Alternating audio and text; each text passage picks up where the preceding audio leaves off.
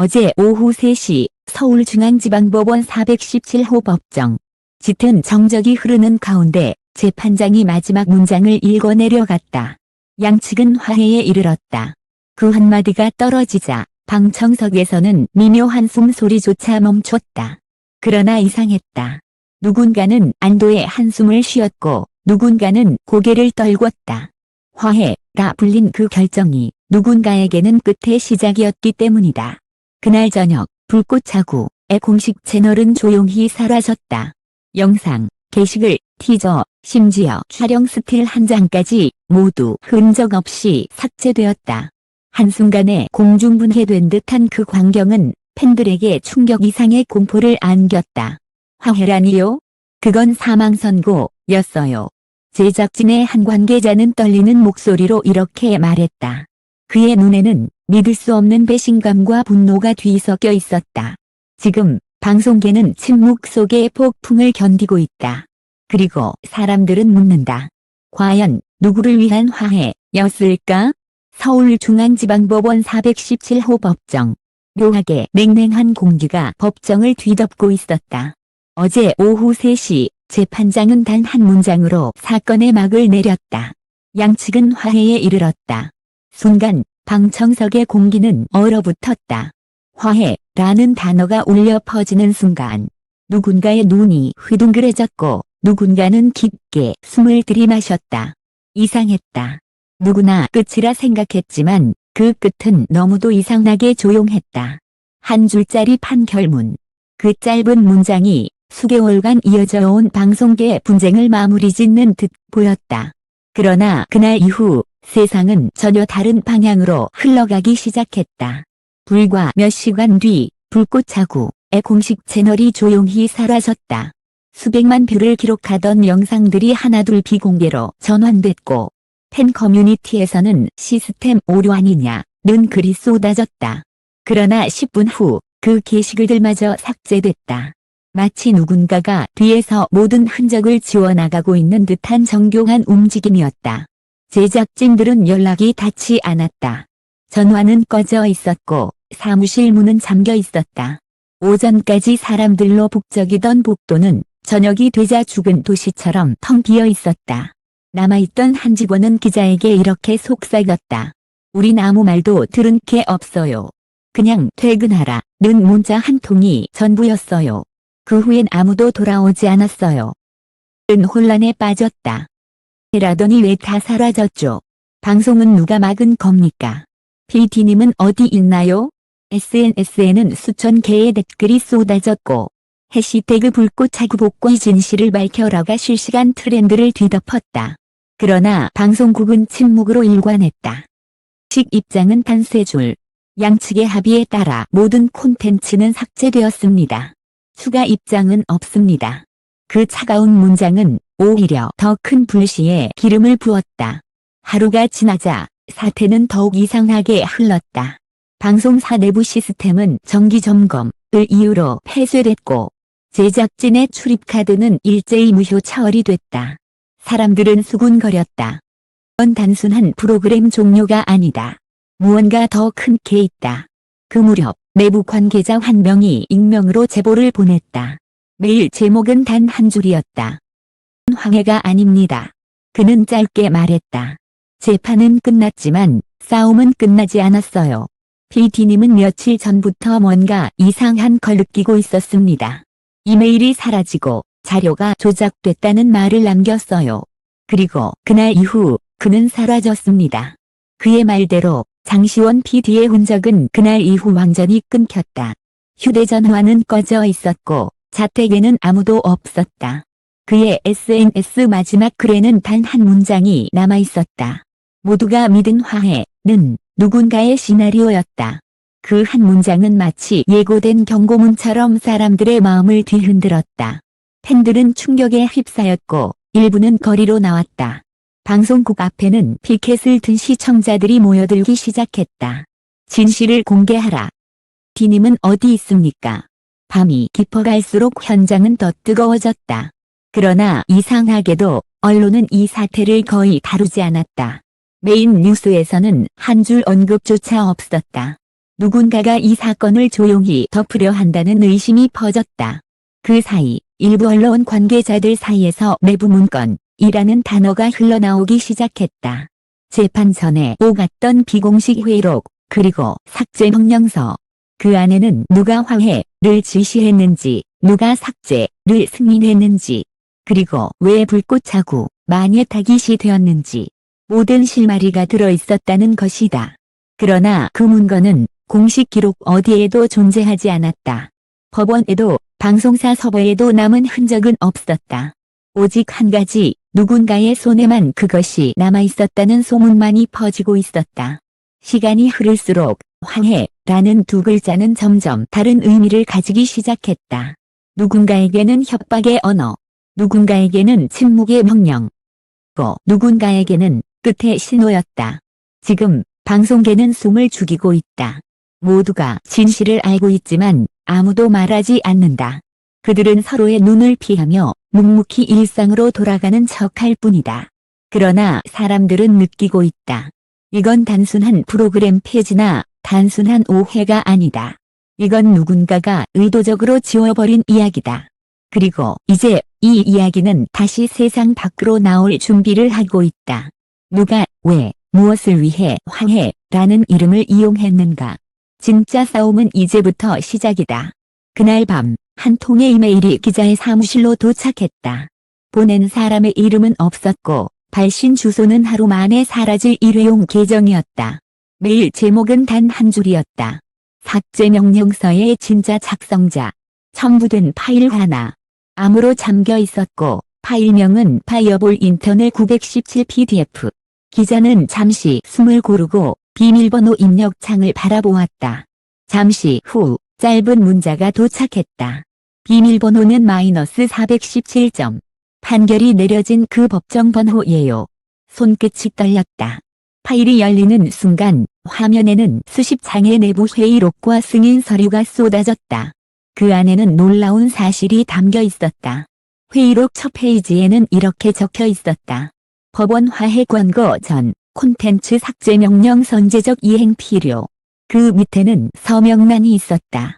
그리고 그 서명에는 익숙한 이름이 있었다.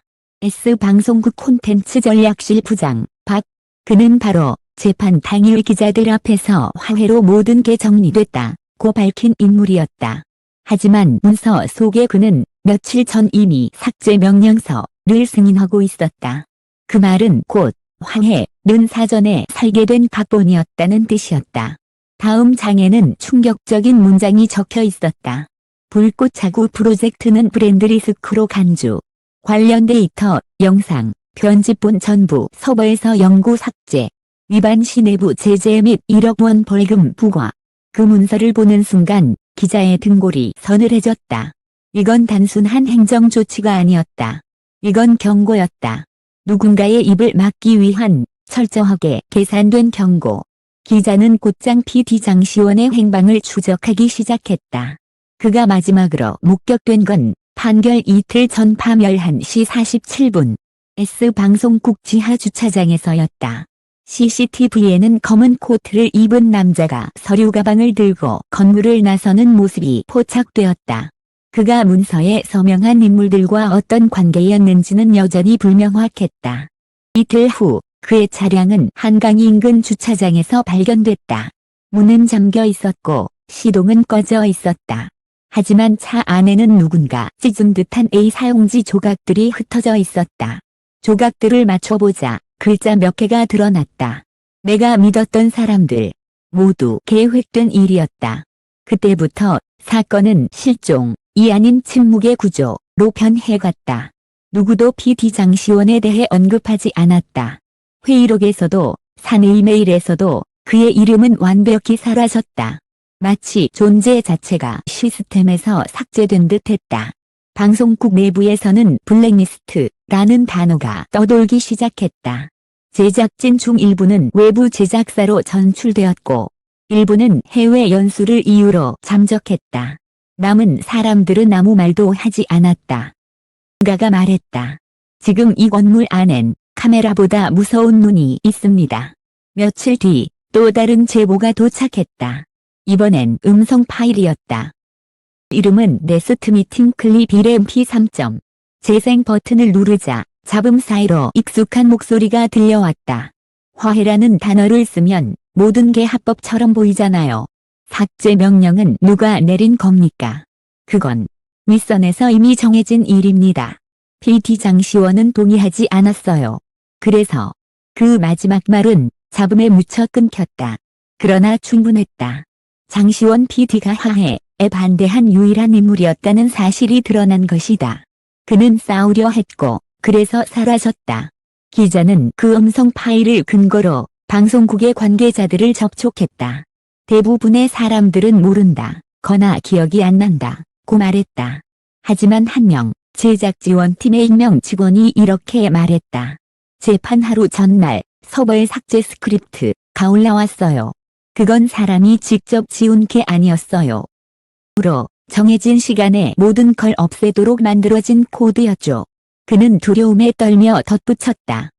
그냥 누군가의 명령을 실행했을 뿐이에요. 아무도 진짜 이유를 몰랐어요. 진실은 점점 형태를 드러내고 있었다. 불꽃 자구는 단순한 예능이 아니었다. 그 프로그램에는 방송사가 감추려던 거대한 이해관계가 얽혀 있었다. 화해라는 이름으로 포장된 합의는 사실상 내부 숙청의 선언문이었다. PT 장시원은 그것을 폭로하려 했고 그의 입을 막기 위해 누군가는 움직였다. 판결 전 이미 모든 것은 설계되어 있었다. 화해는 진실을 덮기 위한 완벽한 단어였다. 이제 남은 건 단 하나였다. 법정에 제출되지 않은 마지막 문건. 그리고 그 문건이 지금 어디에 있는가? 기자는 그 파일을 추적하기 시작했다. 단서는 단 하나. 장시원 PD의 메모 속 낯익은 문장. S417은 끝이 아니라 시작이었다. 그 문장을 본 순간 기자는 직감했다. 이 싸움은 아직 끝나지 않았다. 화해의 두 글자 뒤에 숨은 진짜 이야기는 지금 이 순간에도 누군가의 손에 의해 다시 쓰이고 있다. 비 오는 밤이었다. 울레거리는 유난히 고요했고 한강 위로 떨어지는 빗소리는 마치 누군가의 속삭임처럼 낮게 울렸다. 기자는 노트북을 덮고 창문 밖을 바라봤다. 이제 단서가 거의 끊겼다. 시원 PD의 흔적은 사라졌고 내부 문건의 원본은 여전히 어디에도 없었다. 모든 게 막다른 골목처럼 느껴지던 그때 휴대전화가 울렸다. 비공개 번호.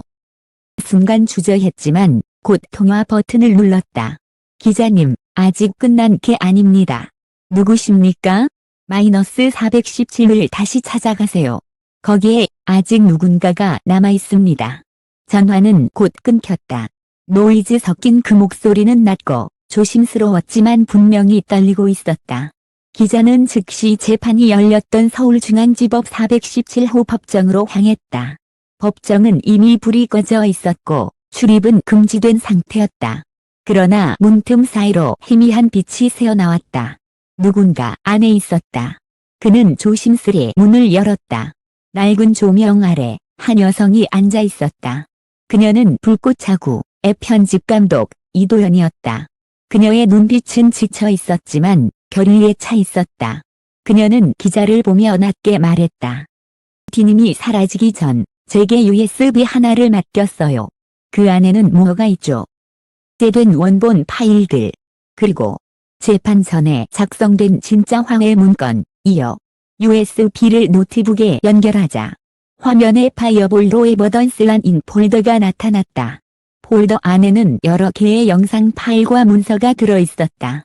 그중 하나의 영상 제목이 기자의 시선을 멈추게 했다. 파이널 미팅 컷 mp4. 재생 버튼을 누르자 조명 하나 없는 회의실에서 몇 명의 인물이 원탁에 둘러앉아 있었다. 중앙에는 박 부장, 그리고 낯선 남자 한 명이 앉아 있었다. 그의 얼굴은 어둠에 가려져 있었지만 목소리는 또렷했다. 이번 일, PT장이 알면 곤란해집니다. 그 사람은 이미 반대 입장을 냈어요.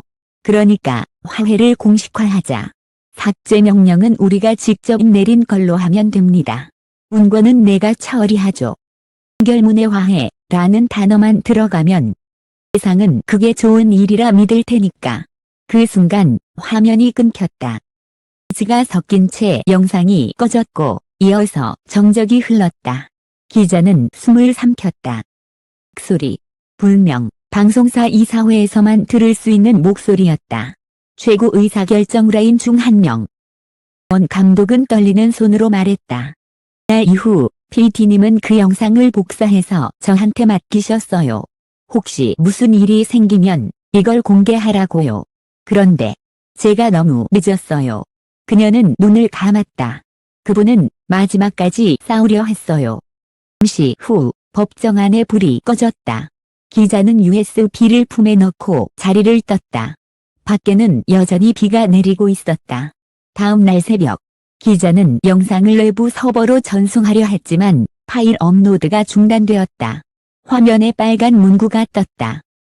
액세스 블락드 인터널 네트워크 데이터 쿠키드. 몇 초 뒤 노트북이 자동으로 꺼졌다. 화면이 깜박이며 꺼지는 순간 모니터에 잠시 메시지가 떠올랐다. 화해는 끝이 아니다. 심장이 멎는 듯했다. 누군가 어딘가에서의 모든 과정을 지켜보고 있었다. 그날 오후 기자는 다시 연락을 받았다. 이번엔 문자였다. 보낸 사람은 없었다. 단 한 줄의 문장만 남아있었다. 당신도 알고 있군요. 화해를 쓴 건 그들만이 아닙니다. 메시지와 함께 첨부된 사진 한 장. 속엔 법원 앞에서 웃고 있는 5명의 인물이 있었다. 그중 한 명인 PD 장시원이었다. 평온한 미소를 짓고 있었지만 눈빛은 차갑게 얼어 있었다. 그리고 그의 손에는 봉인된 서류 봉투가 들려 있었다. 뒷면에는 흐릿하게 적힌 글씨. -417 이후 모든 건 다시 시작된다. 기자는 그날 밤 마지막 메모를 남겼다. 나는 이제 진실의 문턱 앞에 있다. 이 문을 열면 돌아갈 수 없다. 밖으로는 여전히 비가 내리고 있었다. 멀리서 누군가의 발자국 소리가 들렸다. 한 걸음, 또 한 걸음. 점점 가까워졌다. 기자는 고개를 들었다. 복도 끝에서 어둠 속에 누군가가 서 있었다. 그는 낮게 속삭였다. 내 차례입니다. 불빛이 꺼졌다. 그리고 세상은 다시 조용해졌다.